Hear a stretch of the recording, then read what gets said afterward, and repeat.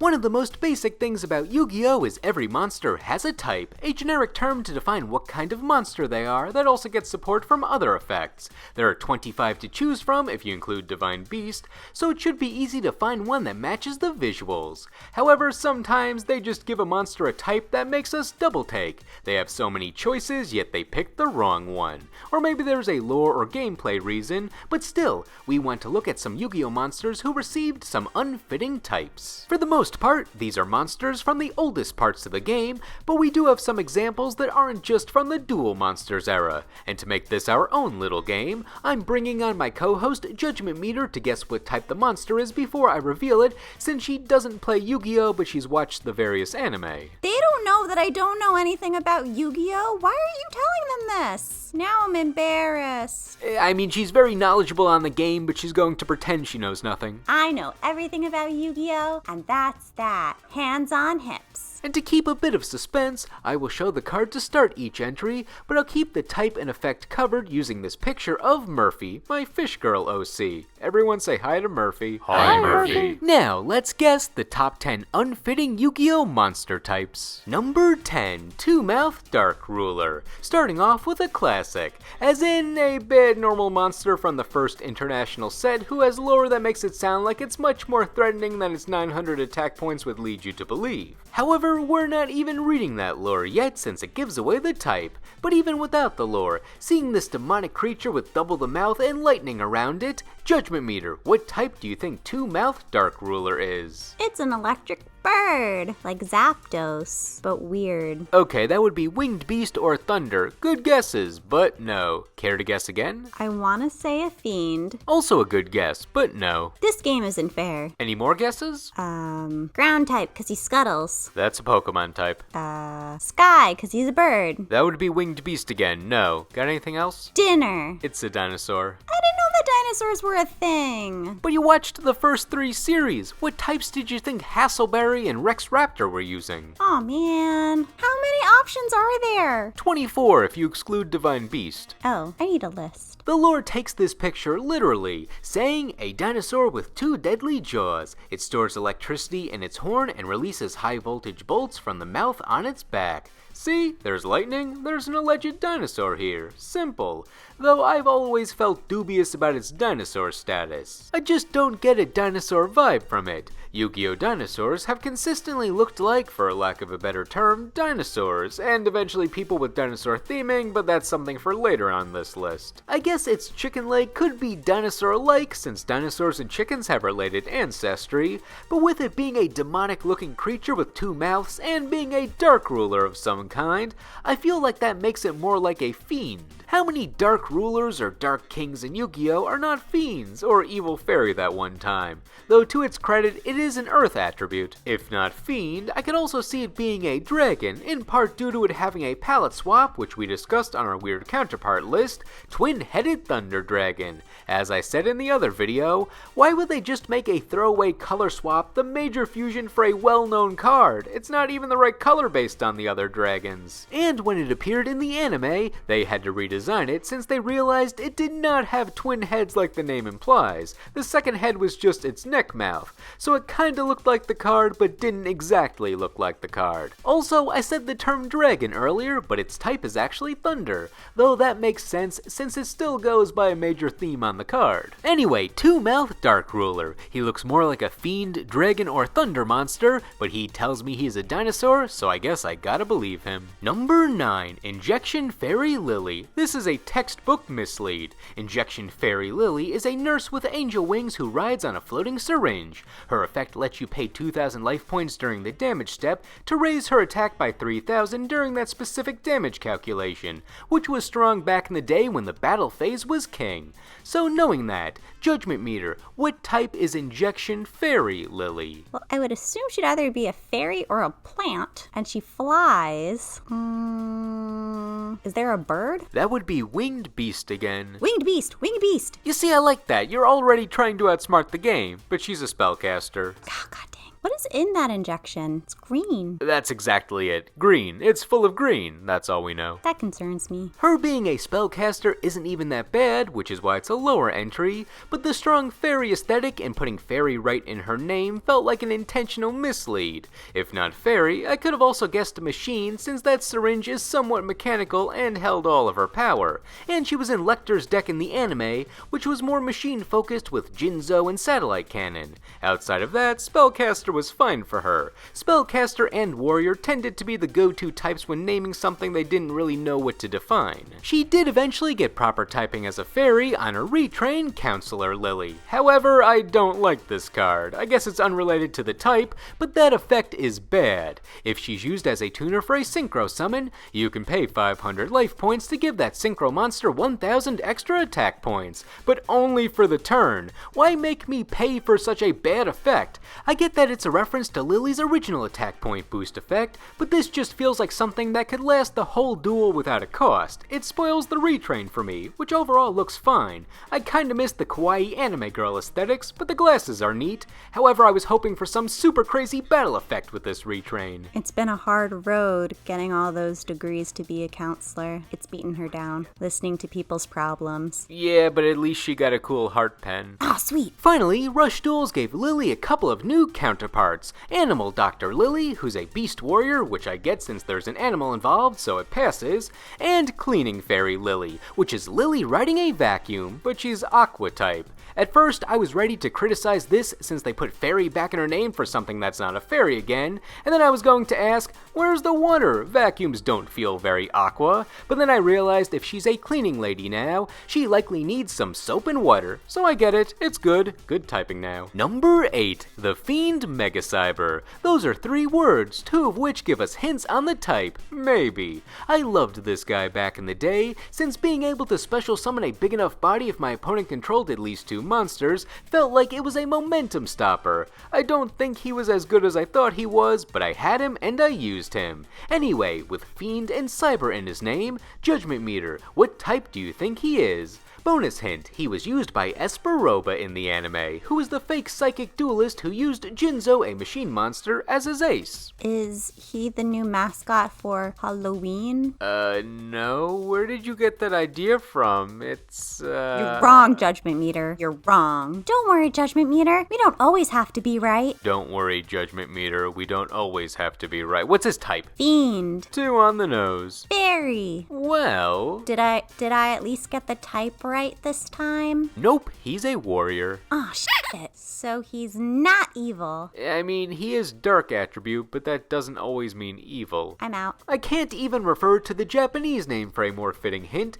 since it translates to Magical Gigacyber, so all it does is make me think it could be a spellcaster instead of a fiend. He's a big dude with armor, so I'm not surprised he's a warrior, but I like how they gave us 2 major misleads. Furthermore, he was retrained into Psychic Megacyber, which is a Jinzo support card that gives him battle protection. Can you guess what type he is now? Machine? Okay, you picked the right option this time. It is Machine. I like how they added Psychic to his name to make you think it's going to be the new type edition, but no, he's what I was expecting him to be the first time, which does make sense since he works with Jinzo, and he has more cybernetic parts this time around, so at least that was going to be my second guess. Does he have 2 heads? No, I think that's only 1 head. He's just doing a rocket punch, so he has an exposed arm that kinda looks like a head from a distance. Head, something that looks like head, and then head's funny. And then golden shoulder pad. Maybe one's a cyber head, and then the other one is his real head. Or one is his cyber head, and the other one is his warrior head.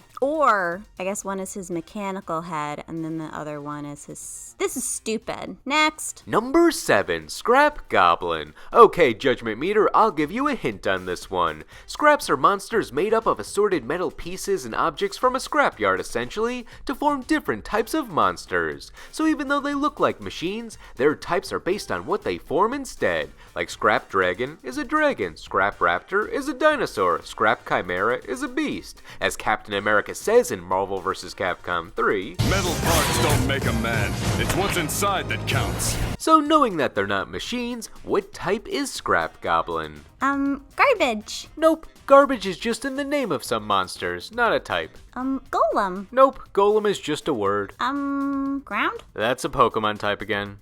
Rock. Also a Pokemon type, but it's also a Yu-Gi-Oh type. Still, no. Spellcaster. It's Beast Warrior. This monster is a 2-for-1 since it covers how scraps are not as they appear, but also goblins, sort of. Goblins were always a scattered series of cards before Goblin Bikers came around to give all goblins support, where they tended to either be Warrior, as seen with the Goblin Attack Force, or Fiend, as seen with Goblin of Greed. But then there were also some that were Beast Warrior, and I don't know why, but that felt weird for goblins. I used to feel Beast Warriors were more meant for animals with humanoid figures, or humans with animal powers like Fire Fist. Goblins were more fiend-like, and the battle-ready goblins felt like warriors mainly because Goblin Attack Force was the first of that type of Yu-Gi-Oh goblin, and they repped warrior. Though that one goblin dressed as Marauding Captain was a Beast Warrior, and I do get that, since he's a creature pretending to be human. Regardless, once the Goblin Bikers became an archetype that included all past goblins too, they were the kings, and they had all 3 types, including Beast Warriors, established in the archetype,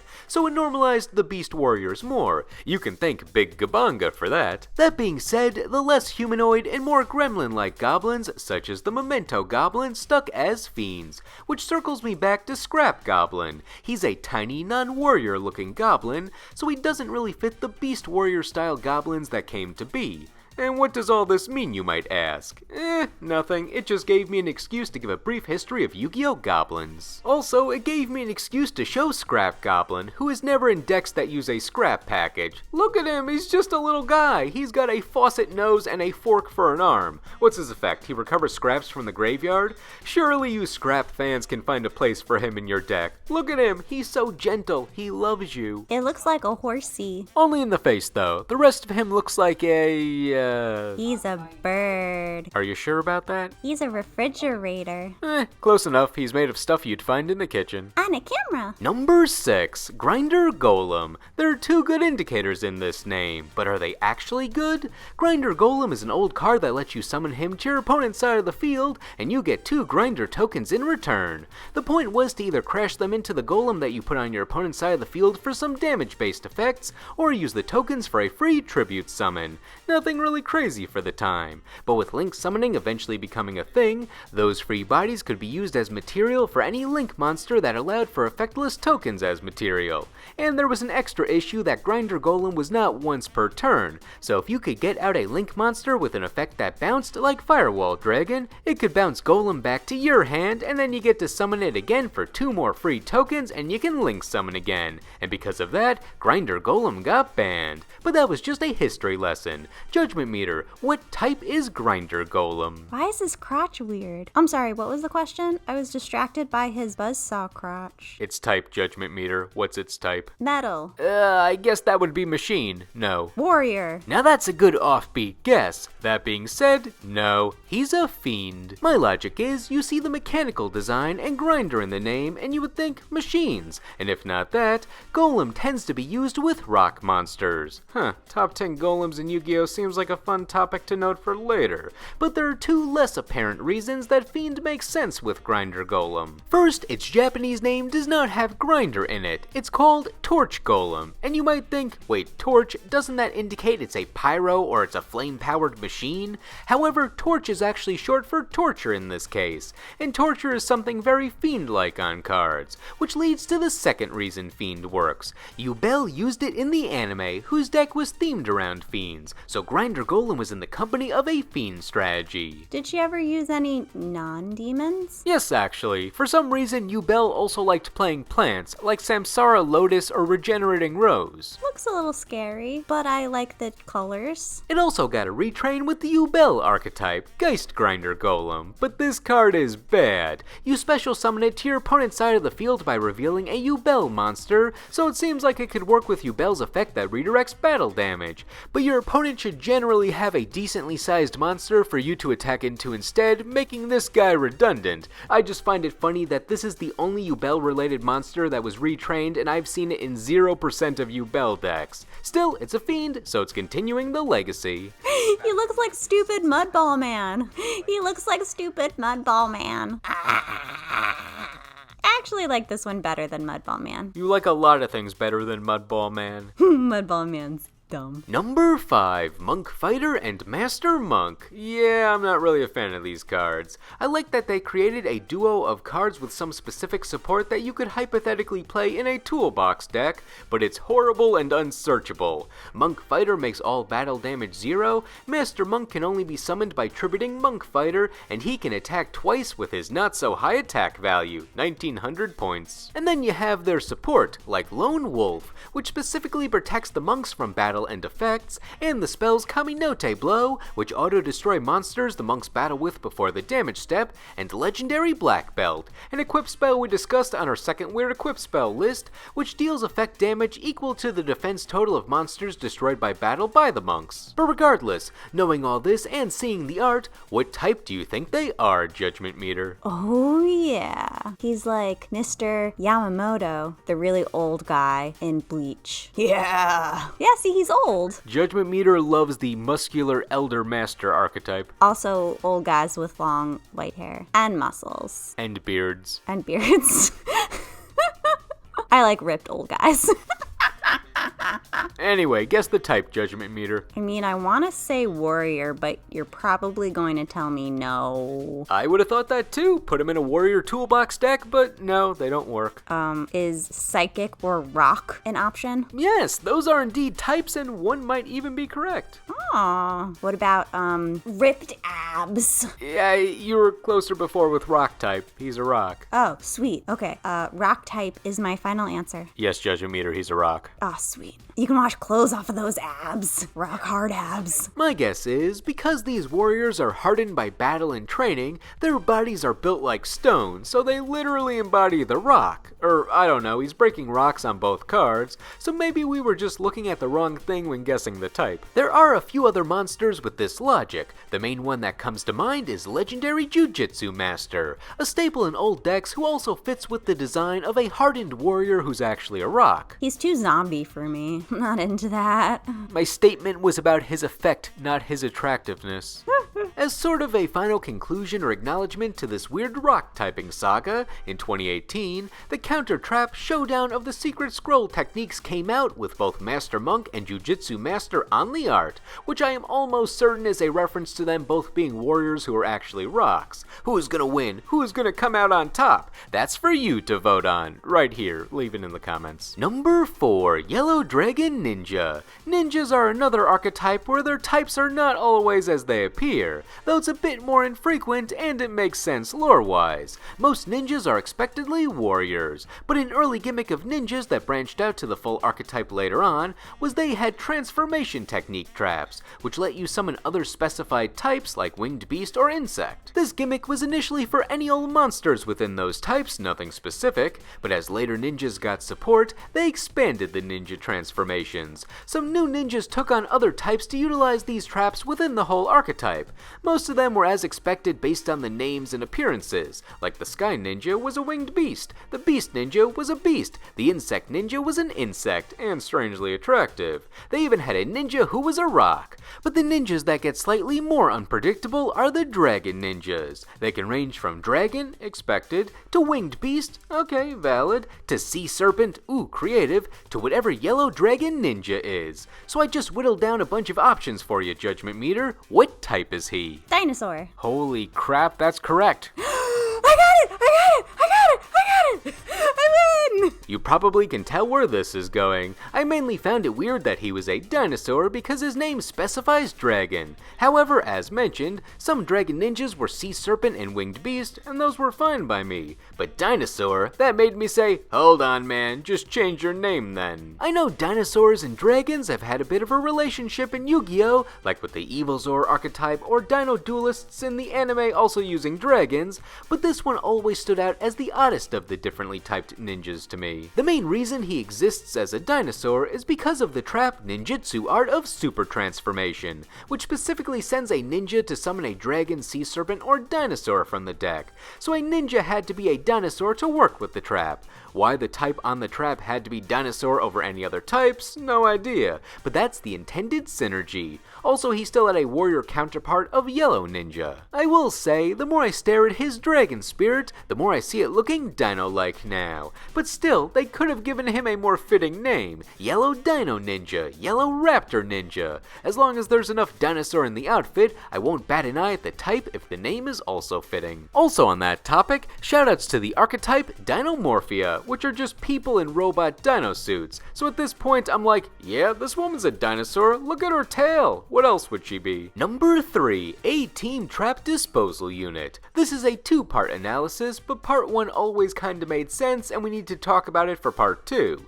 There are some featureless multicolored human-shaped creatures riding paper airplanes from the Paradius games that are also Yu-Gi-Oh cards. Aitsu, Koitsu, Soitsu, and Doitsu, where 2 are normal monsters and the other 2 are union monsters that equip to their respective normal monster to give them big attack boosts, but they're slow and bad. They were so scared that this would be broken initially that Aitsu is a level 5 normal monster with 100 attack and defense, so he either needs to be tribute summoned or summoned via a recruiter in the old days. Or they knew it was bad and they're all just joke characters. Anyway, Judgment Meter, what type do you think they are? Oh, I love these people. Flying. Okay, winged beast with the paper planes, I like your brain there, but it's Thanks, I like your brain too. Well, thank you. Thank you, you're welcome. They are fairies, which honestly makes sense. They have some angelic feeling to them in an offbeat way, you know what I mean? Aww. I know, I love them. However, the main reason I wanted to discuss them is they appear on the card A-Team Trap Disposal Unit. There they are, disposing of the traps, with their effect being a quick effect where they negate a trap when it's activated by tributing themselves. So Judgment Meter, what do you think these guys could be? A-Team, so they're the best. I guess so, they do a lot of work together. And they're taking their bento lunchbox break on the airplane. I think those are just their fossil excavation tools, but I do like your interpretation of it. Lunchbox break. Anyway, give me the type. Warrior. Well here, I'll let this clip from their entry on our monsters that need to be retrained list answer this one. They also need a retrain of A-Team Trap Disposal Unit. Give us B-Team Spell Disposal Unit. Wait. A-Team's a machine. A-Team Trap Disposal Unit, which has the 4 fairy cards on it, is a machine. It's a fire machine, yeah. Why? I was thinking maybe they're using mechanical tools or something since they're construction workers now, but no, they just have a chain, a pickaxe, and that's all. Everything else here are the traps that they're removing. What makes these fairies a machine now? Is it because they're working hard like a well-oiled machine? Or did Konami remember that they filled in for spaceships that one time? Either way, us in the past were correct. Where is their retrain, Konami? Number 2, Live Twins Ki-sikil Frost and Lil-la Treat. With how well I know modern Yu-Gi-Oh, their types actually make sense to me, but it might be a fun, strange typing game for older players. Plus, Live Twins are among Judgment Meter's favorite archetypes, so this one's for her. I've discussed the lore and playstyle of the Live Twins in multiple videos now, so in short, the Live Twins are VTuber personas that act as a front for their human forms, the Evil Twins, who are mildly demonic cyberpunk thieves who perform heists at night. The VTuber forms are the main deck monsters, and they can link off into the Evil Twins who are link monsters. The Evil Twins are fiend type, while the default Live Twins are cybers because they exist as internet personalities. However, being VTubers, they love their costumes, and as you could guess, there's some typing shenanigans with their costumes that count as new monsters. With Lil-la, she has her Halloween costume on as Lil-la Treat. So Judgment Meter, what's the type here? Fiend or a fairy? She's a zombie. Oh, if I knew that was a thing. But we did a whole video on them. Yeah, but I forgot that it was a category. She has a shark. Those are like the gummy sharks. From where? The candy store. Of course. She's like stocking. As mentioned, this is expected for modern Yu-Gi-Oh! If you're dressed like the type, then you count as the type. Go back to Dinomorphia being dinosaurs, or something like the Tantrum Toddler wearing a beast onesie and counting as a beast. Lil-la may not be undead literally, but she looks the part and is the type. And that brings us to the other one I wanted to talk about, Ki-sikil Frost. She's dressed as a snowman for the winter. And knowing that your outfit might determine what type you are, what type is it, Judgment Meter? Oh, she's so cute. Is she an ice lady? I'd say so, but ice is not a type. I'm gonna say psychic. She is Aqua. Oh, goddamn. My main commentary on this is what was always interesting about the snow and ice themed monsters